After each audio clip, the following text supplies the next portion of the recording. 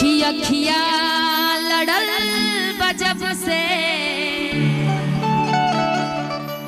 दिल में करार नहीं खे कि हम कैसे कहीं हमके कि तुम्हारा से प्यार नहीं खे कि अखिया लड़ल बजब से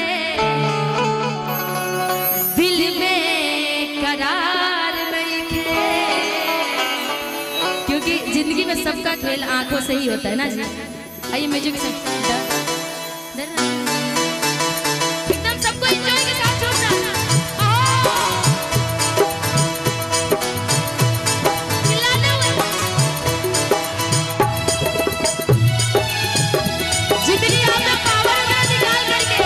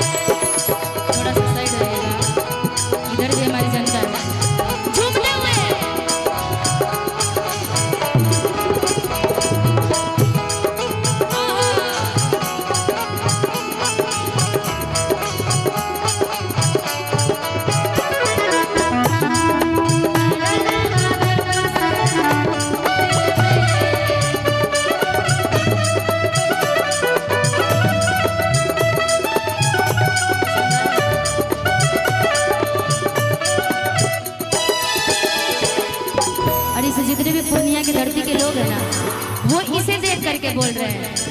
आप जिसे भी देख करके बोलिए बस आपके लिए पहले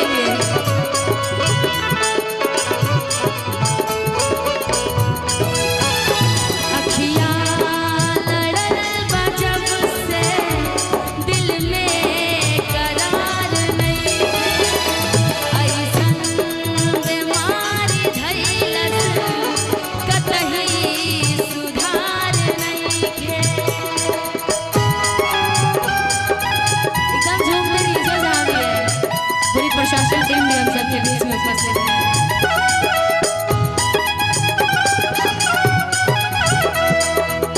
तेरे संग प्यार में नहीं छोड़ना चाहे जग जाए मुझे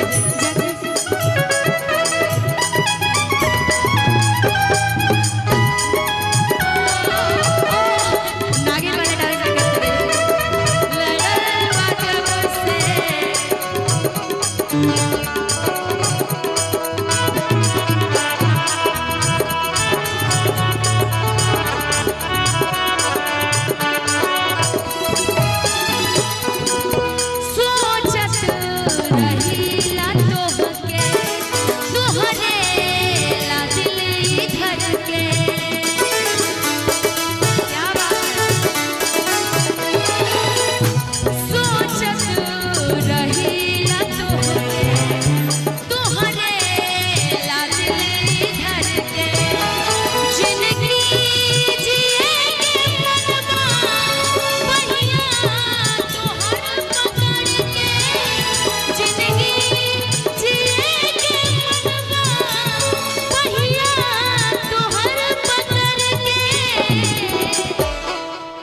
तोहरा सिवाय जग में, तोहरा सिवाय जग में केहू हमार नइखे, तोहरा सिवाय जग में केहू हमार नइखे। अखियाँ लड़ल बा जब से दिल में करार नइखे।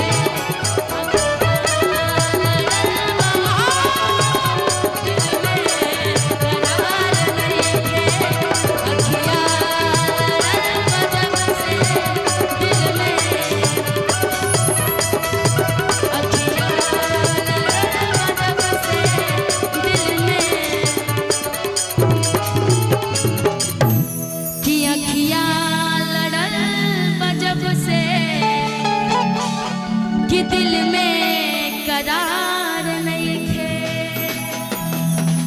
सबने एक दूसरे से जरूर प्यार किया होगा, क्या है ना जी? हाँ, इधर वाले लोग तो ज्यादा ही किए हैं। एक एगो दिल मंगबैया हजार बार,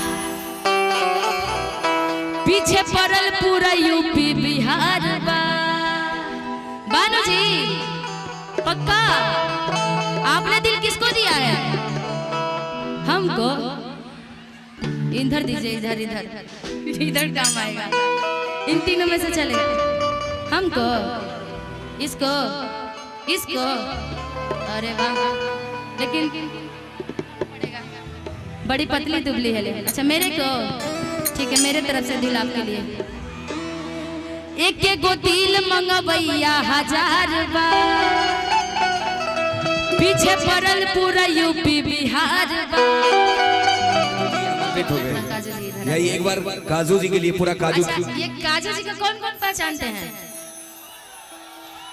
देखिए ये काजू जी है, नाम भी काजू, काम भी काजू, और साथ में साथ दाम भी काजू ना जी। बहुत फायदेमंद होता है काजू ना जी। हेलो, आज विगत 10 वर्षों से प्रोग्राम कर रहा हूँ, इस कमेटी का मेंबर भी हूँ, और इस बार मैंने पूरा इवेंट किया है। टेंट लाइट जितनी व्यवस्था देख रहे हैं सब हमारा है। और मैं किसी स्टार को आज तक अपने से डायरेक्ट फोन नहीं किया हूँ कि मुझे प्रोग्राम में चाहिए कोई स्टार। हमारे एक बड़े बाबू जी हैं बैठे हुए पीछे, जो नाल बजा रहे हैं, मनोज भैया के लिए जोरदार ताली हो जाए। मनोज जी के लिए उन्होंने मेरा सभी व्यवस्था करते हैं। ये टीम जो देखते हैं, आज बिहार में नाम है हमारा बैनर का, तो बरजस भाई है हमारे बेंजो प्लेयर, कीबोर्ड प्लेयर है, बहुत अच्छे सिंगर है। वो मजबूरी में बजा रहे हैं मेरे चलते। अगर आज उनके तरह कीबोर्डिस्ट प्लेयर मिल जाए तो वो सिंगर होंगे, और स्टार बना लें तो मेरा हाथ डालने हम किसी को स्टार बना सकते हैं। एक बार जोरदार ताली बजाइए। और पूर्णिया का भाई लोग तो गली गली में सब जानते हैं, काजू भैया जानते हैं ना भैया हमको, कितना जानते हैं? दुनिया में सब सलमान खान भी इसी मंदिर को उतार के दिखाएंगे अगर जिंदा रहे तो। कल कमेटी सपोर्ट करते हैं तो सलमान खान का, अमिताभ बच्चन भी आ जाए, कल कमेटी के लोग मजबूत हो जाए। अब माँ पूजा कमेटी जो है पूर्णिया में सबसे बेसी मजबूत है। खाली आप लोग से बिंदी के भागदौड़ मत कीजिएगा, और तबाही न बजाय कोई नुकसान न कीजिएगा, तो इससे बेहतर प्रोग्राम अगले साल दूंगा, ये मेरा वादा है। बहुत बहुत शुक्रिया काजू। और निशा उपाध्याय जी हमारे बीच में आए, इसके लिए हमारे पूरी टीम को से। और ये बैनर जो देख रहे हैं ये हमारा नहीं, ये मेरी माँ का बैनर है, ठीक है? और माँ के नाम से जीते हैं। माँ रहेगा भैया, तीर्थ कोई भी कर दीजिए, माँ बाप का सेवा नहीं किए हैं कुछ नहीं मिलने वाला है धरती पे। हमारे पास कुछ नहीं। आप मेरा घर देखे ना, फूस का मकान में रहते आदमी, शांत से सोते हैं, लेकिन माँ का सेवा कभी कमी नहीं हुआ कोई चीज का। जो चाहे मिला है धरती पे हमको। Thank you.